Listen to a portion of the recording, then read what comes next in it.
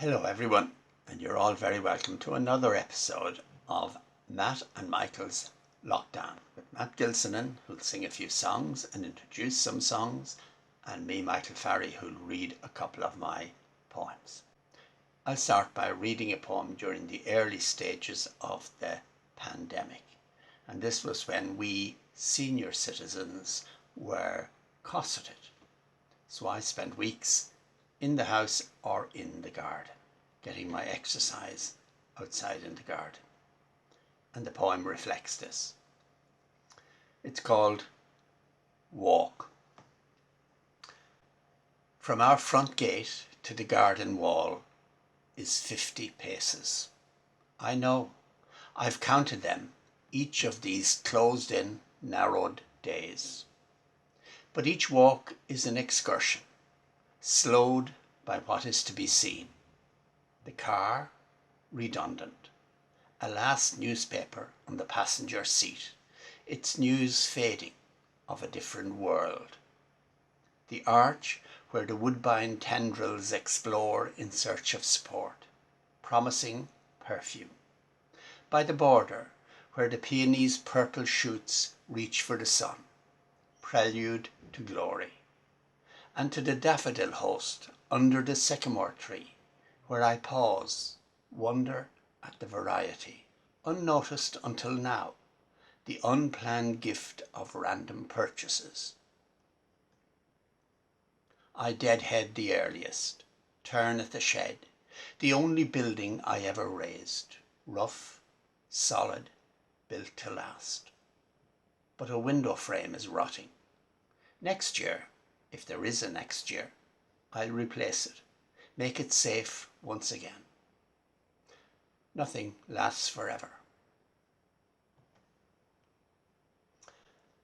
And now it's Matt's turn. Hello again, everybody, and thank you, Michael. Michael has asked me to introduce another song from the CD Ballads at Ballinter, recorded by the late Michael Megan and myself in 1985 in Arizona. The song which he has nominated is called Galway Bay, but it's not the classic Galway Bay that everybody knows. This is a different version, and I first heard this sung by Dolores Keane on a Gay Byrne radio programme in the 1980s. And I had fun trying to find the words, because technology 35 years ago was not as far advanced as it is now. So here's another picture of my late friend Michael Megan, and he's going to play the song Galway Bay from our CD Ballads at Ballinter. I hope you enjoy it. Thank you very much.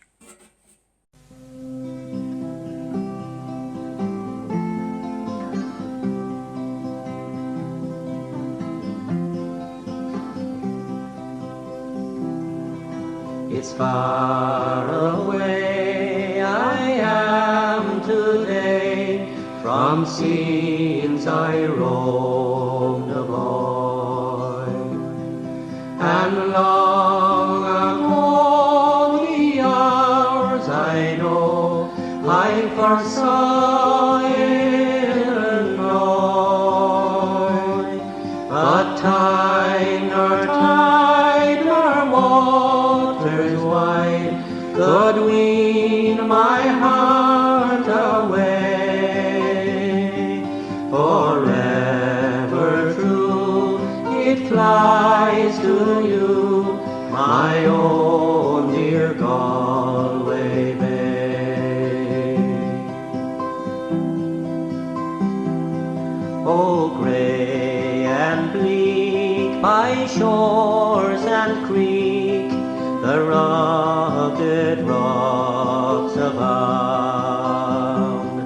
but sweet and green are the grass between, as grows on Irish ground. But friendship found all well the love that lives always. Bless every home beside your foam, my own dear Galway Bay. Had I youth's blood and thoughtful mood, and a heart of fire once more, for all the gold the world might hold, I'd never leave your shore. I'd be content with whatever God sent, but growing old and grey, and I'd lay my bones near churchyard stones beside your Galway Bay. The blessings of the poor old man be with you night and day.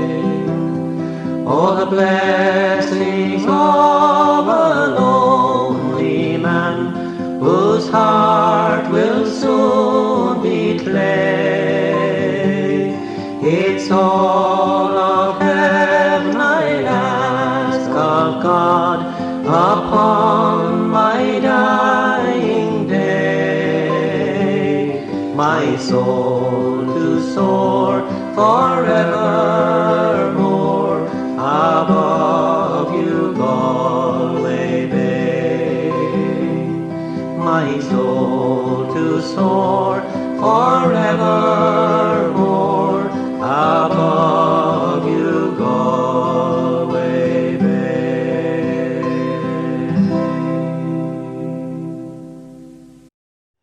Thanks. That was great.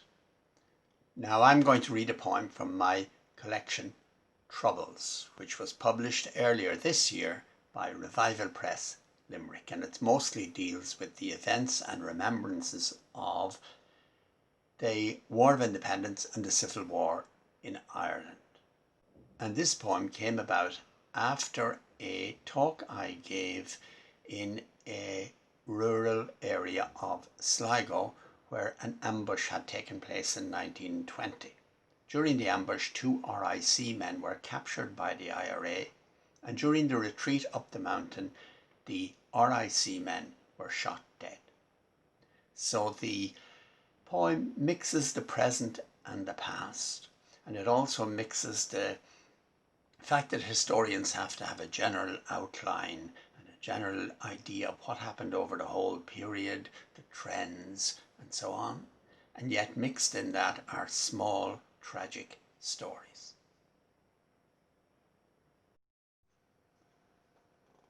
Talk near the ambush site. They were anxious for truth, crammed into the function room of the Hilltop Public House. During the introductions, we heard the commotion, the robbery, the high voices, the cart harnessed, the orders given, but not the quiet creep of armed men, the position taking, the rehearsal of plans. While I modestly listed my achievements, my volumes of hard facts and figures, we heard the first shots, the sharp exchanges between career policemen and unsatisfied young, inspired by the long legend of resistance and the recent bloodletting. In the room, opinions varied, and there were difficult questions. I think I handled them well, skating over the issue of the killings.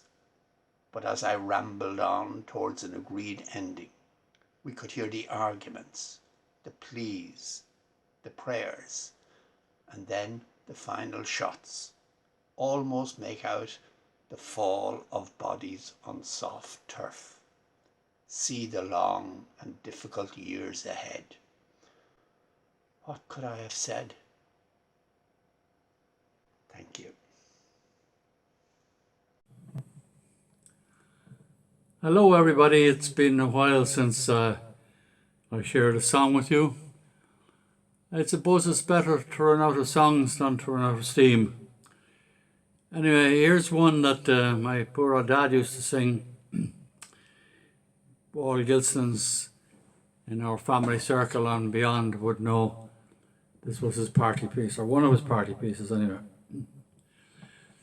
The sunshine of your smile.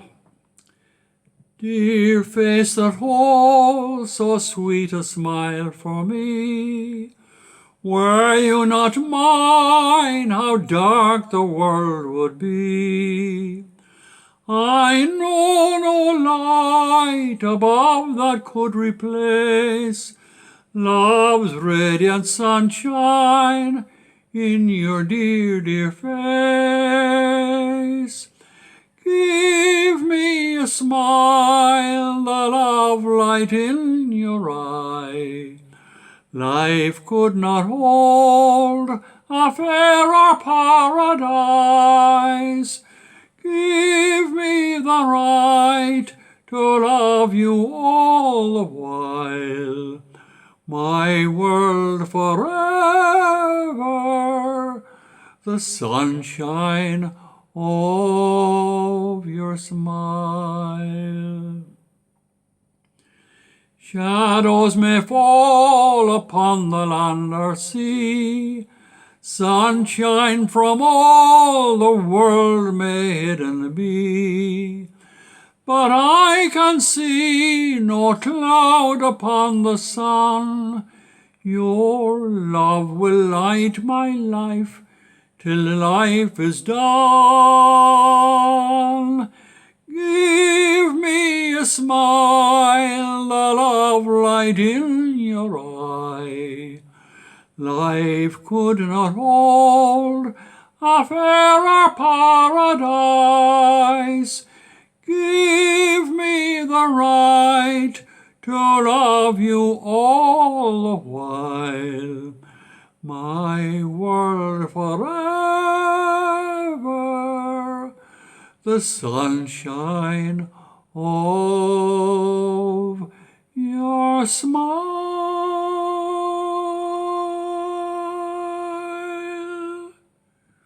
Now, thanks. Thank you. I hope you enjoyed that. Thank you very much for watching this video. I hope you enjoyed our poems and the songs, and we hope to see you again next week. In the meantime, take care. God bless.